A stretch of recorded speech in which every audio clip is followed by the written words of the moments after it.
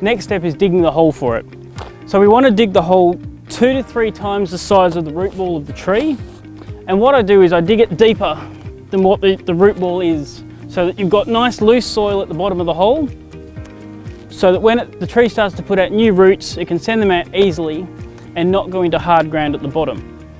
Also, it's important to look at your soil type.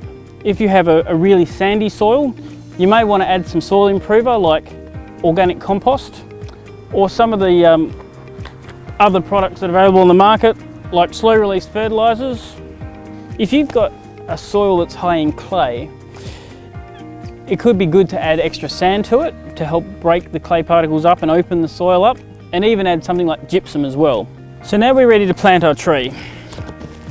Gently tip it on its side, and at this point we can cut the bag open. If you had a hard pot, what you'd want to do is squeeze the sides of the pot just to loosen the root ball, and then gently slide the pot off. Be careful not to damage the top of the tree or where the trunk joins onto the roots.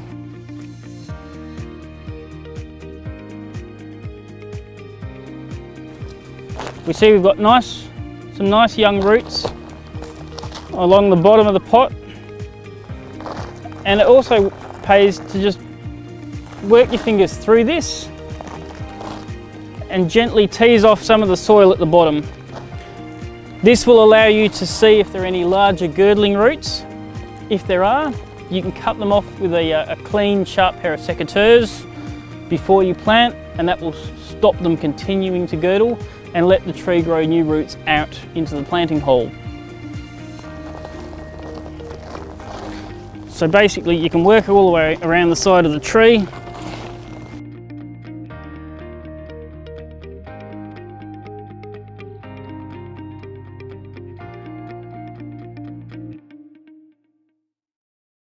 So once we get the tree in the hole, we want to make sure that the top of the root ball is level to the top of the ground in which you're planting it. So basically, we can pull it out of the hole in this case, add a little bit more sand, and place it back in again until we're level. Also at this point, it's important to just check the top of the pot, top of the bag, make sure there aren't any weeds and pull those out. Otherwise you start to breed more weeds in your own home garden.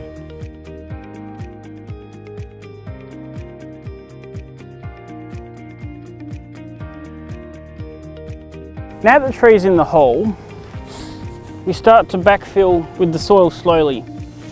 So as we work it around the root ball, what I do is I use the spade just to gently compact it back down. By doing it in this manner, it helps to reduce the large pockets of air that are in the soil. This helps the roots that are on the edge of the root ball and stops a lot of the death occurring here where there's a lot of contact with air. Plus it also helps new root formation very quickly.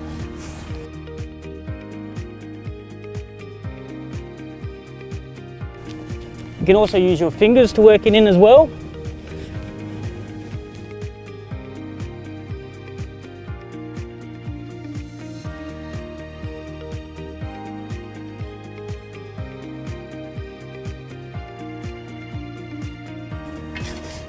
Any excess soil you have, we can then use to make a well around the tree, which is beneficial when it comes to watering, because this well will then help to retain water over the top of the root ball and stop it running away. So now we can use a couple of buckets of water just to gently water the tree inside the tree well. As you do this, you can also use the spade while there's water there just to help settle that soil in a bit more. As you do this, you'll find the soil inside the well will drop. So we can just take whatever's left over just to top up and to cover that root ball in. So as I discussed before, it's ideal that the tree should be self-supporting and generally shouldn't need staking. If you feel it does need staking, and there are some situations where you may have loosened the soil and the root ball a bit too much, possibly during planting, or if it needs protection, in the scenario that we have with street trees, then stakes can be used. What I normally do is I place them on the outside of the root ball in the hole that's been dug. So this is where it comes in handy, where you dug your hole bigger than the root ball.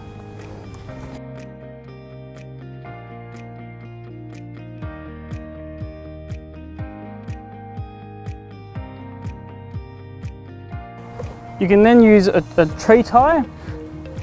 There are various ones that are available, like Hessian. This one's a soft rubber. The key to tying your tree is to tie it loosely. I usually come a third of the way up the trunk. Don't ever tie it up the top. It's always better to tie it closer to the bottom, because this allows more movement, and it will also help with the thickening of the base of the tree too. So I very simply come around, I measure out. I come to probably 15 centimeters past the stake. I then just do one tie on the first stake, and that stops it moving up and down. Wrap it either side of the tree. Just before the tree, I just do a single tie, come around the tree, another single tie off,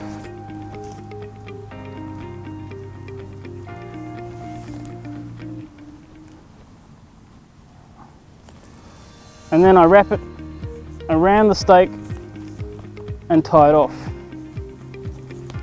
By doing it this way, it creates a nice open square so that the tree can still move in all directions.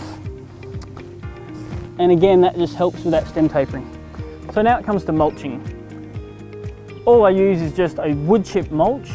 I avoid things like brick, rubble, or even like cracker dust and other rocks, because they can build up a lot of heat around the root ball, which is bad for your tree. The other good thing about just a normal wood chip mulch is that over time it will break down and add to the organic matter in the soil.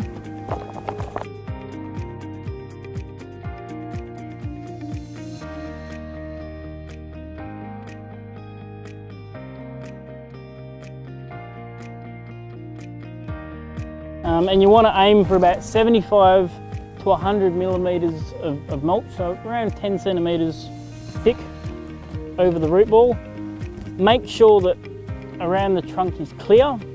That'll also again stop the build-up of soil and water around the trunk, which will again stop the decay happening. So I hope this video has helped you today in planting your new tree at home.